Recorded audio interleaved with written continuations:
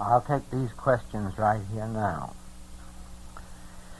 Will you please explain the meaning of, He leadeth me in the path of righteousness for His name's sake?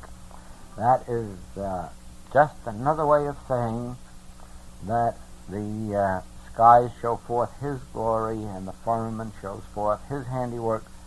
Whatever is in this universe, it's for the glory of God, not for our glory, and not that we of ourselves may be anything, but that God itself may show itself forth. So, the fact that we are led in the path of righteousness has not anything to do with us. It has to do with God manifesting itself in and for its own glory. We must get used to this idea that we in and ourselves are not it, but that it is the glory of God. It's, for instance, like looking at our gardens and realizing that the flowers in the gardens are nothing of their own sakes. They merely show forth the glories of nature. In and of themselves they have no glory, but whatever glory they show forth is really the activity of nature which they are reflecting, because no matter what becomes of them, nature still goes on reflecting itself most wondrously. And so with us, whatever happens in our human belief, God goes right on manifesting its own glory and bringing us back into line with it. That is something like this question.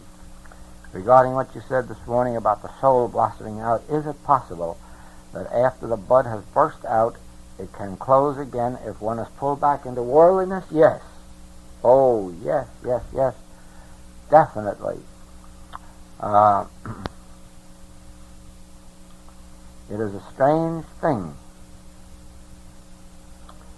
that the soul is sometimes wakened, blossoms forth, and then a phase of worldliness comes along and for a season at least has the power to hide that glory. We have seen it in this work. Sometimes a person has caught a vision enough to make them a very good practitioner, and even sometimes to send them out as a teacher.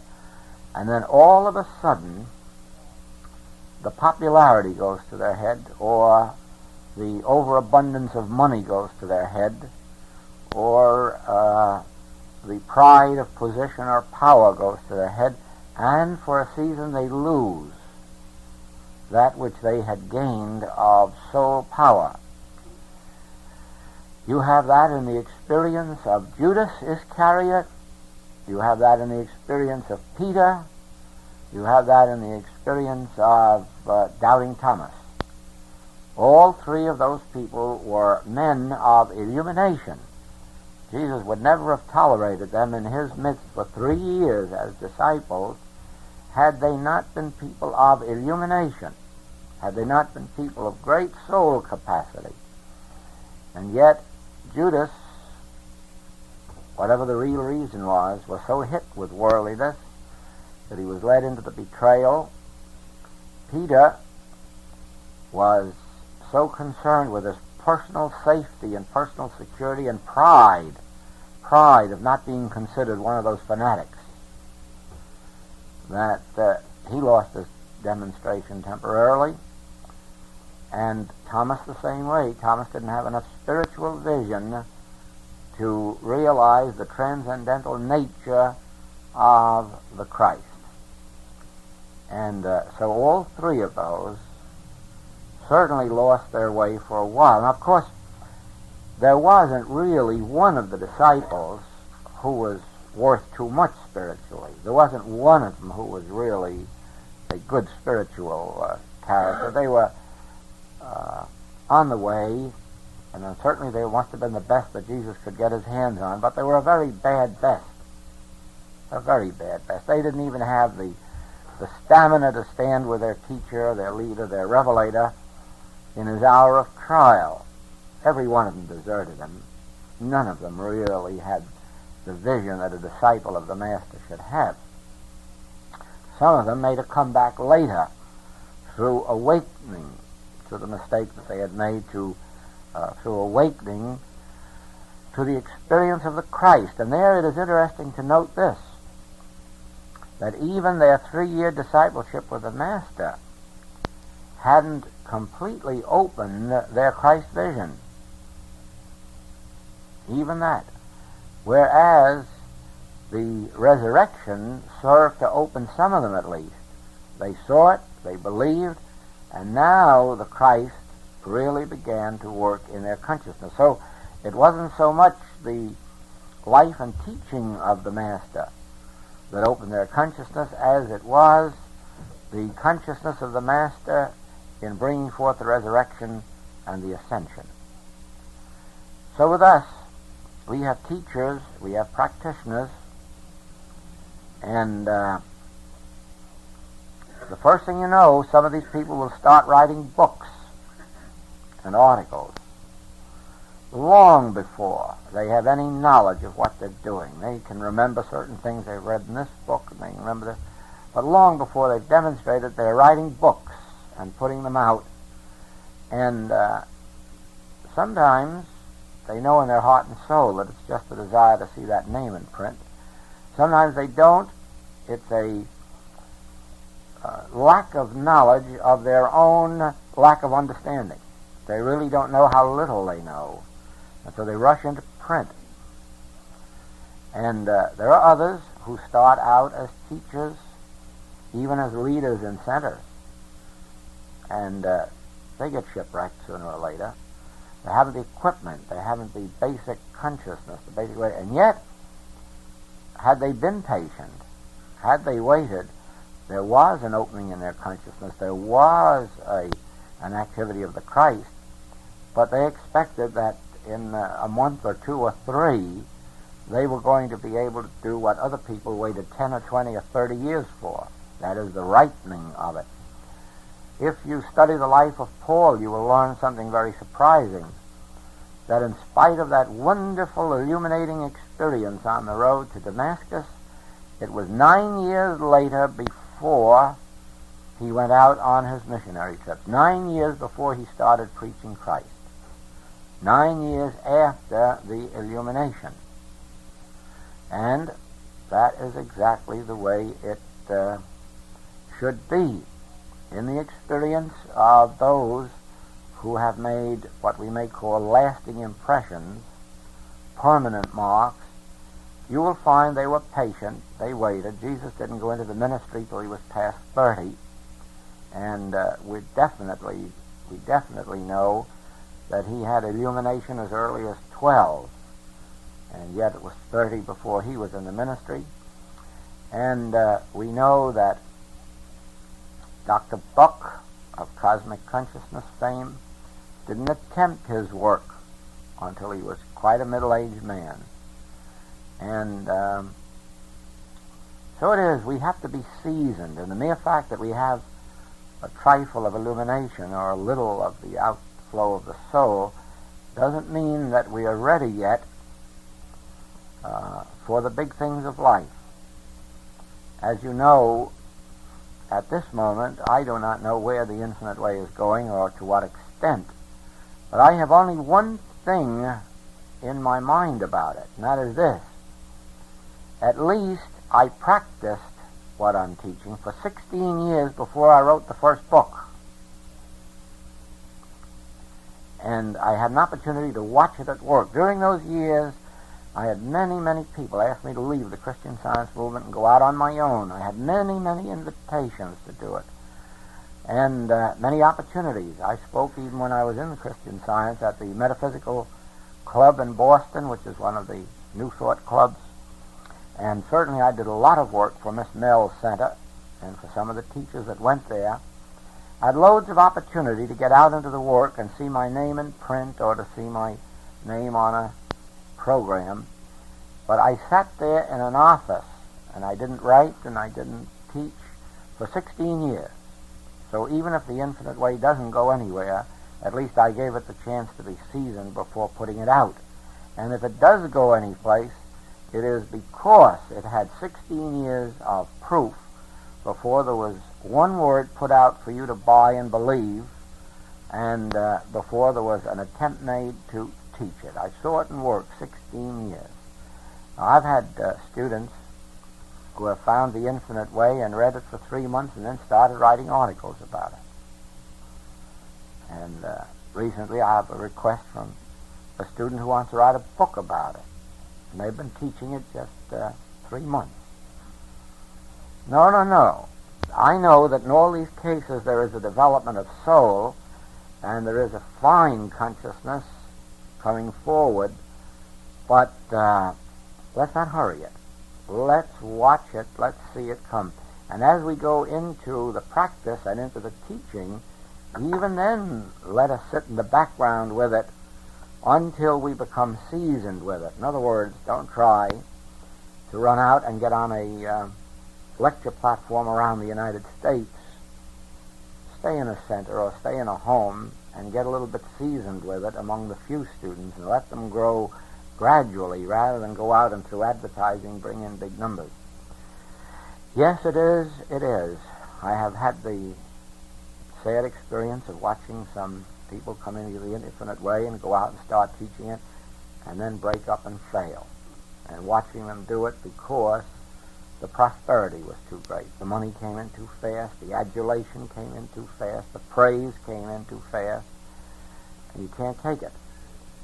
And then it's lost. It'll come back, but it can be lost. Is our soul in our human body or where? No. On the contrary, the human body is in the soul. Soul and consciousness are one. Now let us understand this point, and then we'll understand the entire principle of spiritual truth.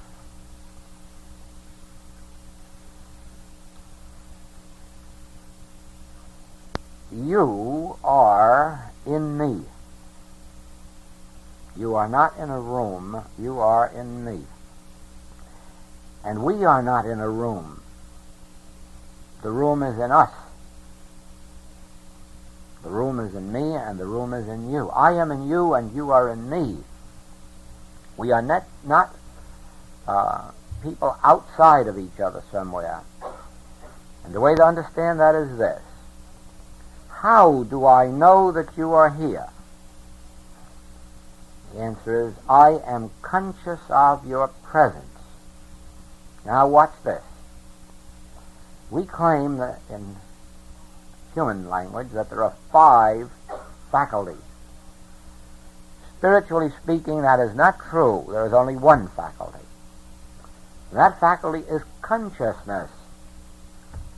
Therefore, I am conscious of you. I am conscious of you through the faculty of sight. Of course, I can also become conscious of you through the faculty of hearing you, tasting you, touching you, smelling you. Regardless of which of those faculties are brought into play, the ultimate is, I am conscious of you. Those faculties are merely 5 avenues of one faculty. That faculty is consciousness. I become conscious of your presence. Doesn't make any difference which avenue of consciousness I utilize, I become conscious of your presence. You become conscious of my presence through any of the 5 faculties, but you do become conscious of my presence. Now then, how can you become conscious of me if I am not in your consciousness?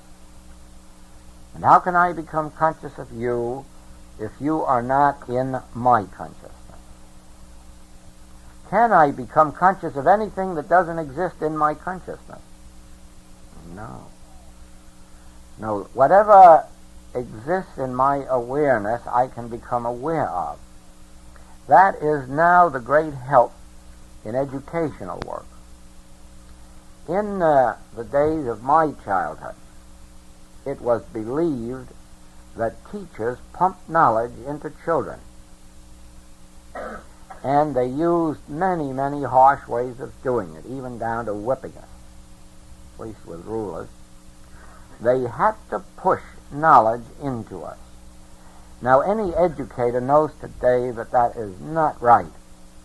that the knowledge is already within you and it must be drawn out. It must be drawn out. If you were going to study music with a capable music teacher, the first thing they would do is to try to draw out of you the music which is already in your soul. They wouldn't try to pump some into you. That is why it is so important in subjects like music to select your right teacher, because there are teachers who have methods that are good, but they're not your method. They're not the one that will work with you. It is the same in this. You have to be careful what teacher or teaching you accept, because every teacher hasn't the teaching that is meant for your particular consciousness. Now, if you have a soul partly opened so that the spiritual approach to life is your natural one, your teacher can gradually, through this truth, open your soul and let out that truth that is bottled up there at the center of it. On the other hand, should you find yourself with some mentalist, you might find them trying to pound some truth into you that isn't acceptable to your nature. Just the same as when they first tried to tell me about giving treatments and tried to get me sit down and make affirmations and denials. All it did for me was give me a headache, and it didn't heal any of my patients. There was no use pumping that into me, because that is not my particular consciousness. It's not my approach. The way to do with me was the way my Christian Science teacher did. When he discovered that I couldn't respond to anything like that, he put a whole class through without teaching treatment, just for my sake. The whole class. He never once touched on treatment, and afterward he explained it, that he knew it was going to harm someone who was already deep in the work, and so he kept away from it to let that come out of me which was already in me, rather than pump something into me that I couldn't accept. Now, so it is.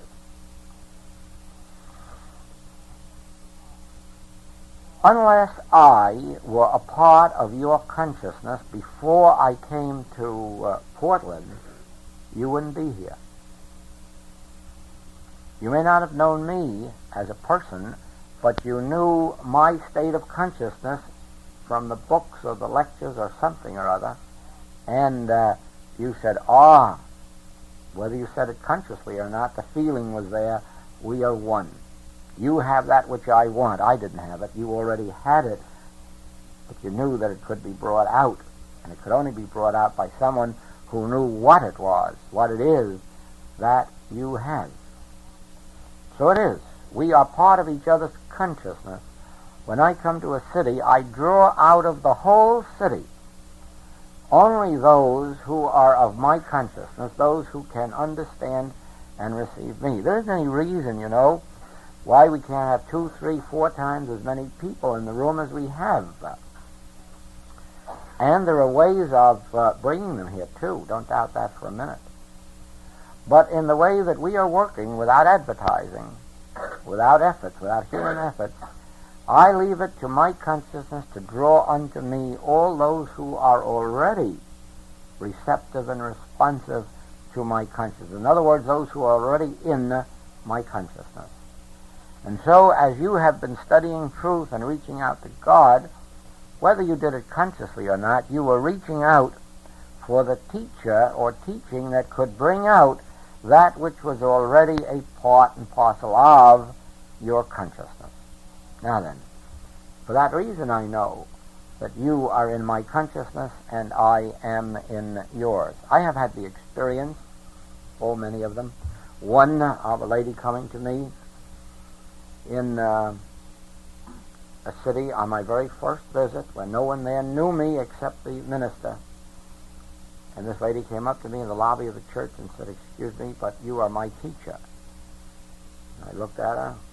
"I don't know what you're talking about. How do you know I'm a teacher?"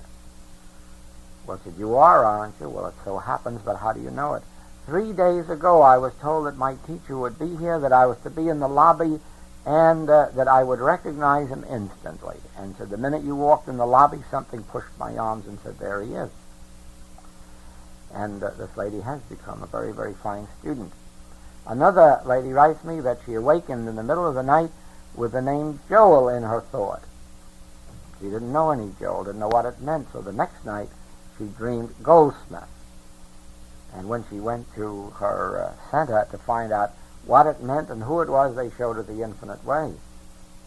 So we've had experience after experience like that, showing this, that my own shall come to me.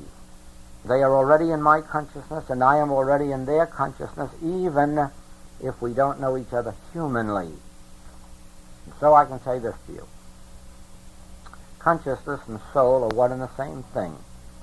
Your body is as much in your consciousness as I am in your consciousness, or your books, or your home, or your husband is in your consciousness. So your body is in your consciousness. And your body is subject to your consciousness. And the proof of that is this. You can change your body at will. You can change its appearance, its shape, its weight, in proportion as you change your consciousness. Now just think of this. Let us take a person and set them out on a full year of good, hard dissipation. And will their body not reflect some of that at the end of the year? Indeed it will. Couldn't help it. Because the body shows forth the activity of the mind or consciousness. On the other hand, let us take a person and give them 12 solid months of living in truth, working with truth, meditating on truth, thinking of truth, keeping their mind stayed on God. And do you mean to tell me you don't think there'll be a different look in their face at the end of the year? Or a different look on their body? You just know it will. Now go a step further and realize this, that the food you eat has no power to nourish you, that it is the soul of you that gives unto your food its nourishment and its nourishing values. And watch what it'll do to the shape of your body in a whole lot less than a year. Instead of your body being fed, overnourished, or undernourished by the human belief about food, your food will be giving to your system just what it needs. Just what it needs. Because it will be getting it not from the foods, but from your consciousness. Watch the miracle that happens the moment you take away from food its power, for good or evil, and give all power to your soul, which is God. And realize that only God, only your soul, has the power to impart itself to your food and to the organs and functions of your body that have to handle the food. Instead of trusting your digestive organs, your assimilative organs, and eliminative organs to work in accord with human belief, just realize this, that the soul of you, the consciousness of you, the very spirit or God of your being, is the life and the law under the organs and functions of your body. And the organs and functions of your body operate in accord with the dictates of your soul. Place the government where it really is, in the kingdom of God within you, to govern the organs and functions of your body and to govern the nutritive value, the nourishment value of the food you eat, and you'll find that you will no longer be influenced, or rather you'll be influenced to a lesser degree, by these outside beliefs, and to a greater degree by the kingdom of God within. In the same way, you change your supply. Instead of believing that your supply comes from marriage or investment or business, begin to realize that this soul of you, God, is the substance of your supply, is the activity of your supply, is the quantity and the quality of your supply, and that your supply is determined by your soul, by God, by the infinite invisible appearing outwardly, and that your entire dependence for your supply is on the infinite invisible. That is, of course, a continuation of the work we did this morning. You remember where we agreed that the members of our family or friends or church weren't good or bad, that we were placing all power of good in God, and we were placing all power of bad as non-existent belief. All right? In the same way, withdraw the power from person, place, or thing to be your support and supply, and realize that you have an individual relationship with God. If you like, go back mentally to your childhood. Separate yourself from this belief of marriage as a source of supply, or work as a source of supply, and try to catch the vision of your utter dependence on, well, in that case it would have been your human mother and father, but see that even their love could only have come through them in proportion as it was God's love manifest through them. Because lots of human mothers and fathers aren't good parents, you know. Lots of human mothers and fathers don't support their children or supply their children or take care of their children. In fact, many of them neglect them, run away from them, leave them on doorsteps, and all other kinds of things. So it isn't just because your mother and father took care of you that it means that that's the normal, natural thing. It means that in your particular case, your parents were subject to the power of God working through them. So it wasn't their goodness at all that took care of you. It was God's goodness made manifest through them. Now, forgetting all these other years when we've got so in the habit of looking on marriage as a source of supply, or on children or parents, or business or investments or inheritances, let us see if we cannot, within our own consciousness, get back to our childlike simplicity and say, no, I commence to see that I have a distinct and unique relationship with God. First of all, God is the Father-Mother principle, and I am that principle in individual manifestation, and that principle maintains and supports me unto eternity, just as the principle of mathematics maintains number 3 as number 3. It never lets it weaken down to number 2. Neither does it let it fatten up to number 4 either. It maintains the identity of 3 as 3. 3 doesn't do it to itself. The principle of mathematics does it to it. Do, re, mi do not maintain the value of their own identities. It is the principle of music that imparts to do, re, mi their particular values. And so it is the principle of life that imparts itself to us. And we of our own selves can do nothing about it, but we can show forth the handiwork of that principle, always show forth the full value that it imparts to us. Now then, take a year in which to realize, regardless of appearances out here in this world, that it is your own soul, it is God, the Spirit of you, the Christ of your own being, that with which you are eternally one, that its function is to maintain you and sustain you unto eternity, feed you, clothe you, support you. It is your Father's good pleasure to give you the kingdom. Therefore you must take no thought what you shall eat, what you shall drink, wherewithal you shall be clothed. Now abide with that truth for a year, that my consciousness feeds me, clothes me, houses me, maintains me, and sustains me, that the soul of me is really the substance of my being, that I have an indestructible relationship with God. I have an indestructible and immutable relationship with God, and that relationship is oneness. And because of that oneness, all that the Father hath is mine. Now you maintain that consciousness for a year, and then tell me if some avenues haven't opened up for supply to you other than your present means of supply, or that your present means of supply aren't flowing to you with a great deal more of love and freedom than ever before. You see, the whole secret of spiritual living is within this. The whole secret of spiritual living is in the Master's revelation that I have a meat. that you know not. I am the bread. I have water that you know not. I have water that springs up into life eternal.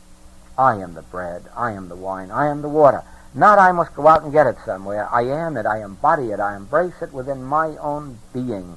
The very Father of me within knoweth my need, and it furnishes it.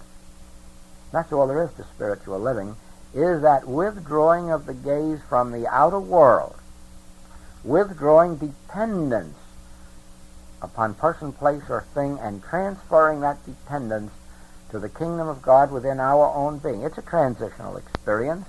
It's one that we have to discipline ourselves into for a certain length of time until that moment of transition comes when it automatically takes over, and after that there's no taking thought at all. But that's the secret of what the world calls mysticism. Mysticism is any teaching that reveals the possibility of conscious communion with God. Any teaching which reveals our dependence on God, not on the outer world, but on the God within. Mysticism is any teaching that reveals the possibility of continuous individual communion with God. And so, mysticism, which is, of course, in its highest form in the teaching of the Master, mysticism reveals to us spiritual living, and spiritual living is a life completely dependent on the resources, the infinite resources within our own being. That does not in any way cut us off from ordinary human living. On the contrary, it makes human living much better, much more beautiful. For instance, Jesus prayed, not that you take my disciples out of the world, leave them in the world, but not let them be of the world. Just think how wonderful our relationship can be if we can commune with each other, cooperate with each other, share with each other, and yet not be dependent on each other, not look to each other, demand something of each other. Just think what a wonderful, we don't have to separate from each other. Oh no, let's keep our relationship the way it is and even let it become more intense.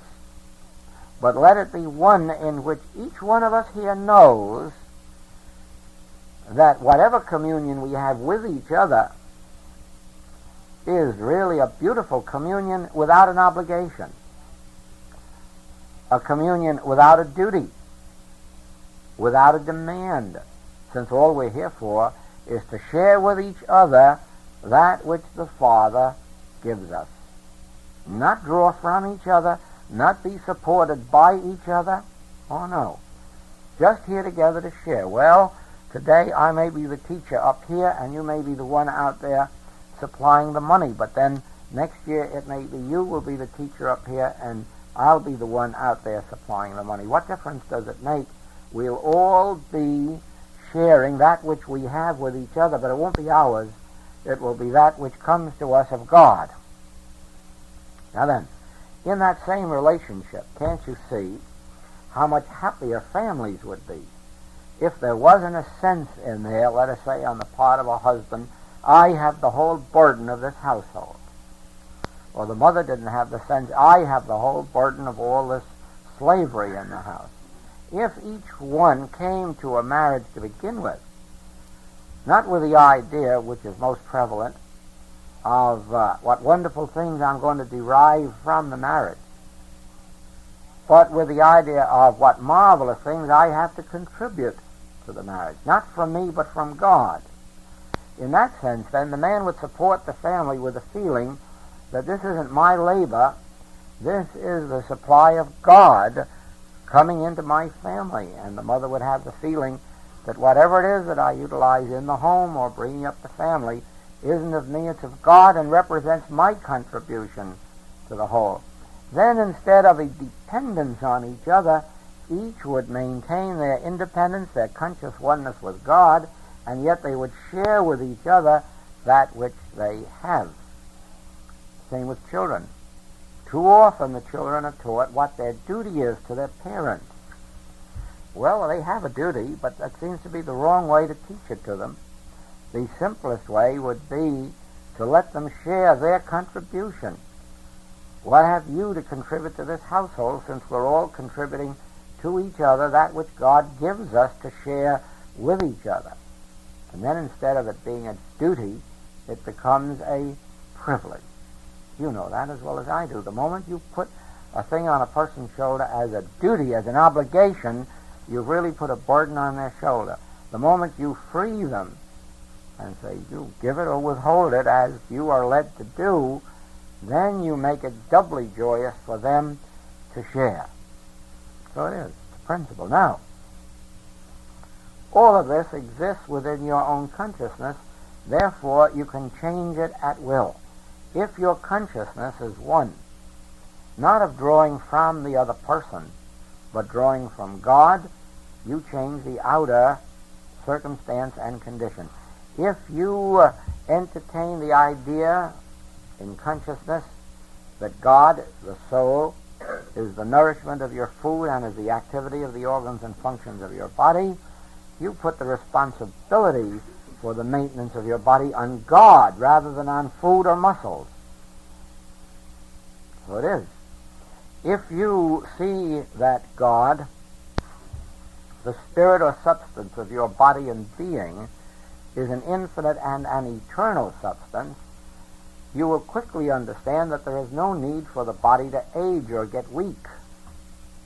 But if you actually believe that food or the calendar has the power to determine those issues, there again you've entertained that in consciousness. And so, here is an important thing. We are governed in two ways in our experience, either through truth or belief. We either accept the beliefs of the world and let them govern us, and then we are humanly governed by chance, change, circumstance, theory, or we permit ourselves to be governed by truth, in which case we eliminate from our system much of the theories of life and the beliefs of life. But each one determines what it shall be, and each one regulates it how? Through an activity of consciousness. Just because it is true that God is the substance of your food and the activity of your organs and functions of your body doesn't mean that that is what's going on in your experience. If you have accepted the world beliefs that food has something to do with it and calendars, you are under that, and you will remain under that until you consciously make the transition, until you consciously make the change, until you sit down and think it over and reason it out and say, what have I been permitting to govern my experience? Laws of man or laws of God? Theories of man, man-made doctrines, or the laws of God? The same way that, I don't know how it is here in Portland, but in some of the cities, there is a great deal of astrology and fortune-telling mixed up in the metaphysical teachings. Well, I wouldn't know whether the stars really can tell us something about ourselves, or the tea leaves. Maybe they can, because if they did, it would be in accord with our belief. But one thing is certain. One thing is certain. And that is this: that we are God-governed, and God gave us dominion. And therefore, if we give stars dominion, if we give tea leaves dominion, if we give cards dominion, we have nobody to blame but ourselves if it happens to be a very bad dominion. Now, that's the answer. You govern your experience through truth, or your experience is governed by the world beliefs.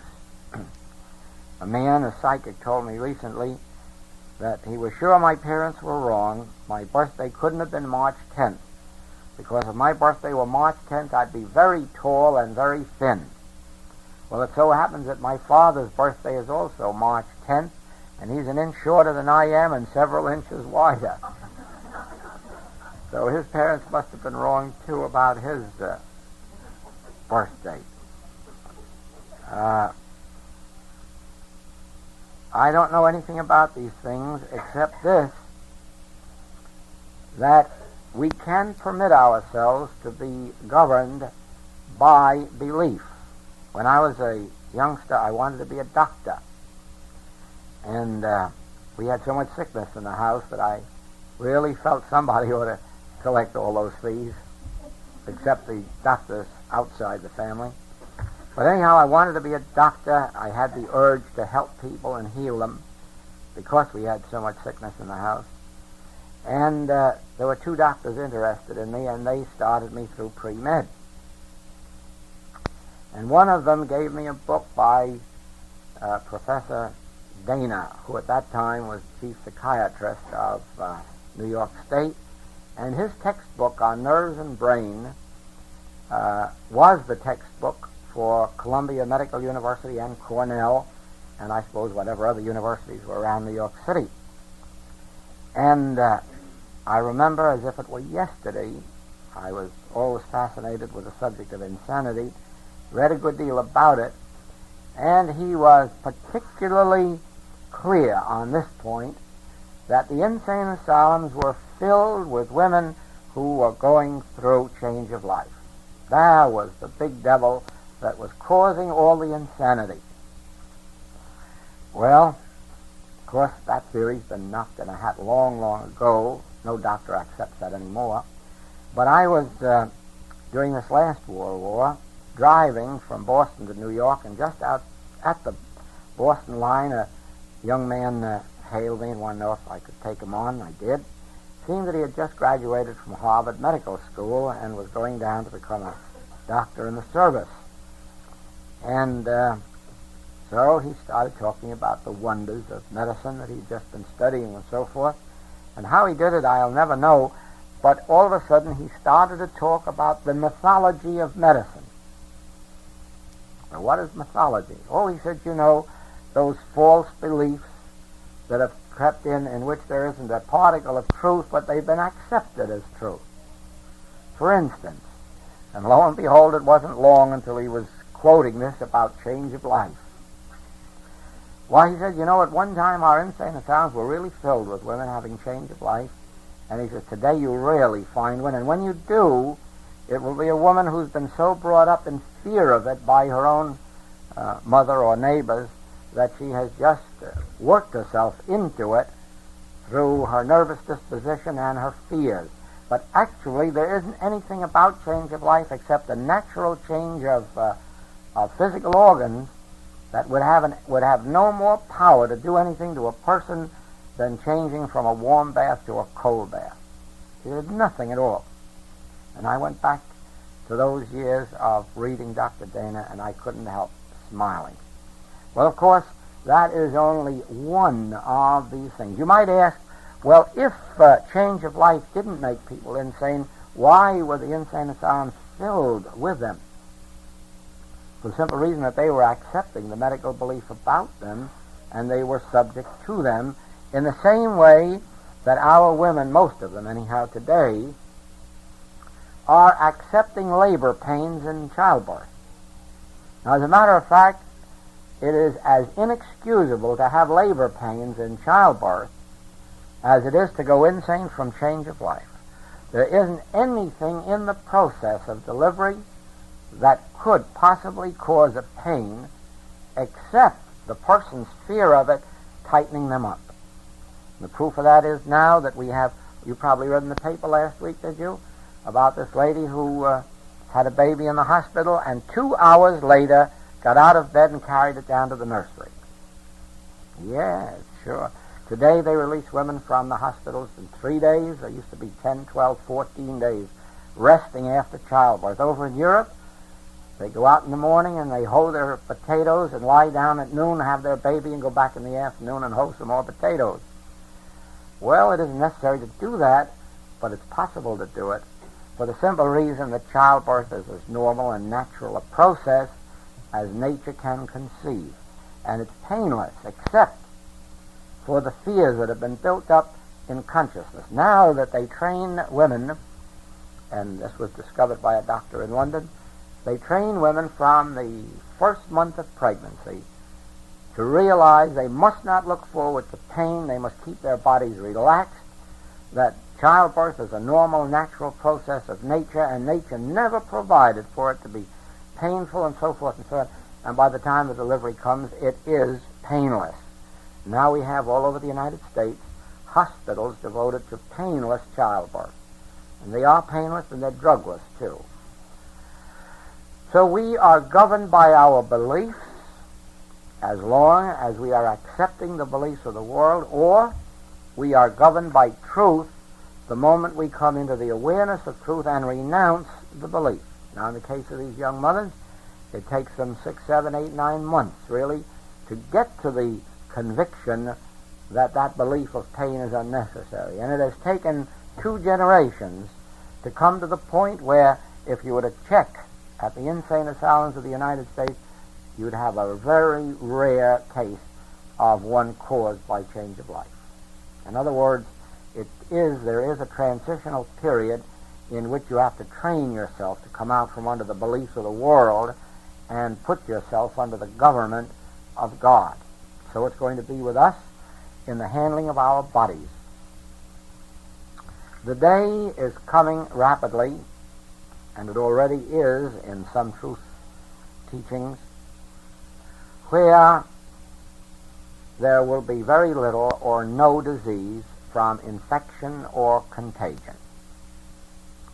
I have had the experience of working with school teachers on that very point, and of watching whole winters go by way back in New England with little or no flu or grip in their classrooms, whereas all the other classrooms had 20 to 33 and a third % absences. Now, it only came about because all of the classrooms are governed by the medical belief in infection and contagion, and that belief governs the classroom.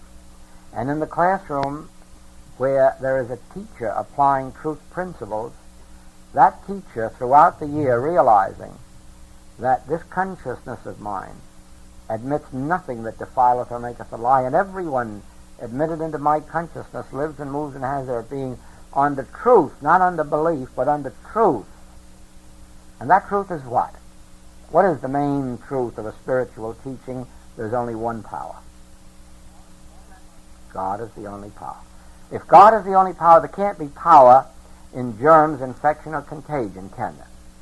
And therefore, the teacher, the classroom teacher, or the head of a household, who lives and moves and has their being in that truth of God as the only power, God as the only presence, God as the only law, cause, and reality, they free all those who come within range of their consciousness of that truth. Certainly I noticed in my early practice that every year I had many calls in the wintertime, grip, flu, one thing and another like that. Always busy in the winter months with things like that, and occasionally pneumonia. But I noticed this too, that as the years went on, I had fewer and fewer of those calls, and today, and for many years past, where I have been handling anything from 70, 80, 90, 100, 135 cases, that is, of individual patients a day, 7 days a week, I don't think that I get a dozen colds brought to me or a dozen flu in a whole winter time. Why? Because all those who have brought themselves to my consciousness are governed by the truth governing my consciousness, and they are freed, especially in proportion as they can accept this freedom.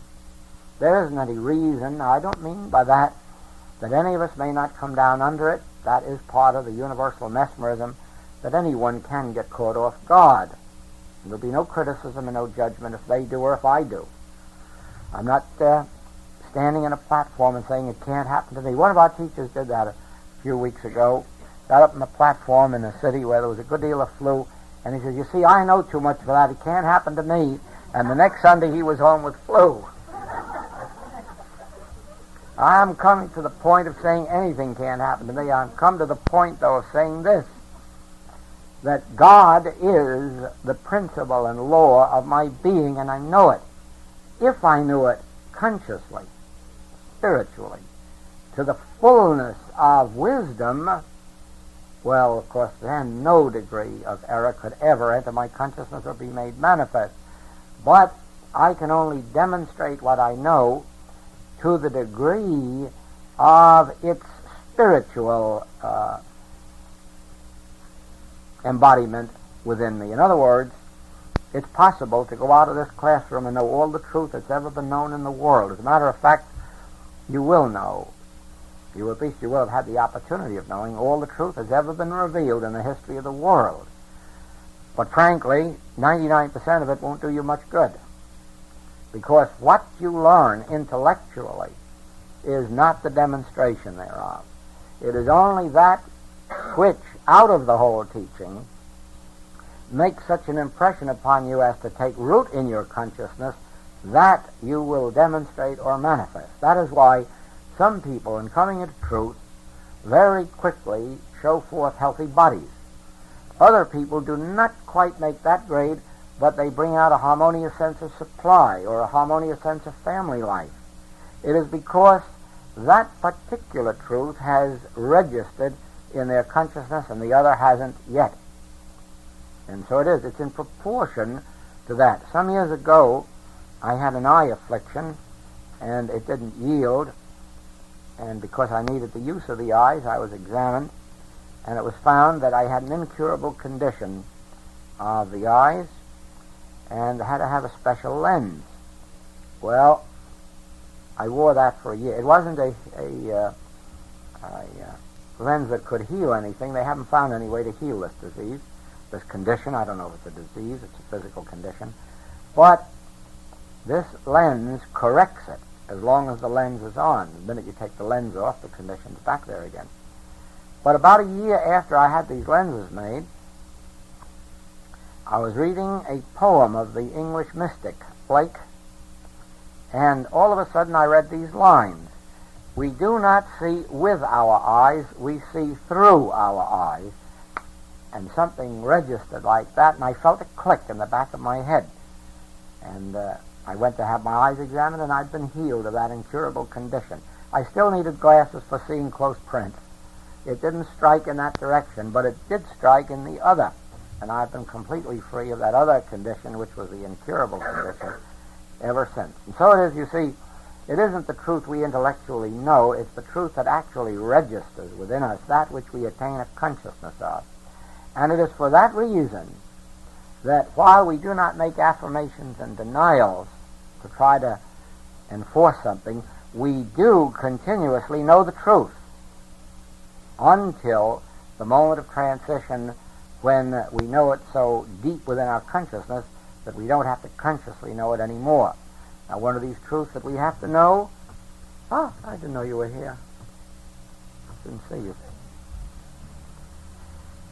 One of these truths that we have to consciously know is, of course, that it is the soul of us, at the center of our being, that governs and determines the harmony of our existence. It is the soul of us. It isn't something that's happening out in the world. It isn't anything to do with whether they're throwing bombs or not throwing bombs. It hasn't anything to do with whether there's infection or contagion or not. It has to do with a realization of the truth that the government of our bodies, the government of our business, the government of our homes, the government of everything concerning us is the government of soul at the center of our being. The only objection to that sometimes is this, that people say, if that is so, why do you have this or that discordant condition? And the answer is, how do you know it's discordant? It may be a matter of adjustment. There are times when, in human sense, we go through trials that seem to us to be a lack of demonstration, whereas they are the very demonstration necessary to our unfoldment at that moment, and there would be no way of waking into the full spiritual truth without that experience. Never judge by appearances, never call a problem a problem, but get used to the idea that problems are opportunities. You see, and here is the depth of this thing. As long as we are dependent on person, place, or thing, as long as we are victims of outside conditions or beliefs, we really haven't made our full demonstration. Our full demonstration is when we find our freedom in Christ. Let us just use that term for a moment. When we find our freedom in Christ. You remember, when you are set free by the Son, you are free indeed. And that means this. When this spiritual illumination takes place within us that reveals to us that we are not dependent for our living on person or job or activity or student or patient, that actually it is the unfolding of God in our consciousness that supports us. That's freedom in Christ on the subject of supply.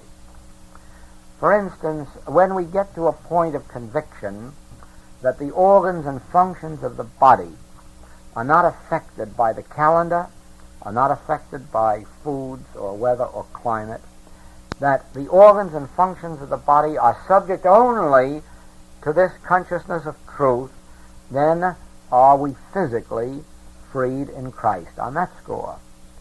And so it is when we come to a place where we do not require human companionship, where we're no more at a loss if mother or father or child or sister or brother happens to live at the other end of the world, where it doesn't concern us if we never see them physically again, where we can love them just as well 1,000 miles away as we can when they're next door. When we have become freed from dependence on human personality and human closeness, and find ourselves being companioned by the kingdom of God within, even though it appears outwardly as some friends today and a different one tomorrow, then we are freed in that direction by Christ. In other words, our full demonstration lies in the degree of freedom we attain from outer conditions. And when we come to the point where we say, I live yet not I, Christ liveth my life, where we just become the beholder, where we just get up in the morning and say, well, Father, wonder what's happening today. And let each event follow another joyously, freely. Follow each lead as it comes. Do that which is given to us to do at the moment without a desire to be doing something else, without a desire to be someplace else. That's hard when you think of Hawaii, but we can do it too. We can even do that. However, when we do get to that place of transition, where we take our life hour by hour, day by day, and become a beholder of it, watch it unfold. Watch God place our work in our hands today. Watch God place those in our charge today that God is going to take care of for us. Watch these things unfold in God's own way. Then are we free indeed. Then are we free of humanness, of personalities, of physical dependencies. In other words, we have an infinite invisible, what Mr. Hamblin called the hidden power, that governs and controls our lives and makes them over anew. It brings about our reincarnation because it makes us die to the man we were and be reborn into the image and likeness of Christ.